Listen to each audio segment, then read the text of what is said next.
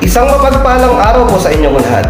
Ngayong nalalapit na National and Local Election 2025, pinapaalalahanan po ang lahat ng botante na maging maingat at sumunod sa alituntunin ng COMELEC ukol sa gun-ban at ng buong kapulisan ng Police Regional Office 4A Calabarzon sa direktang pamumuno ni Police Brigadier General Paul Kenneth T. Lucas, ang Regional Director.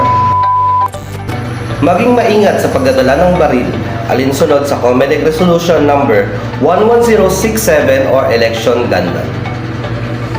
Kung sino man ang lalabag ukol sa ipinag-uutos ng COMELEC ukol sa gun ban ay maaaring maharap sa mga alinsunod na parusa.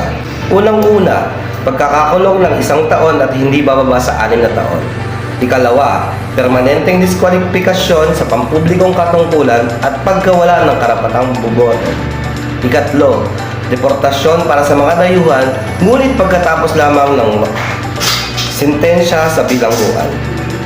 Ito po ang mga paalala at alituntunin ngayong darating na National and Local Election 2025 ng buong kapulisan ng Police Regional Office 4A Calabarzon at ng COMELEC.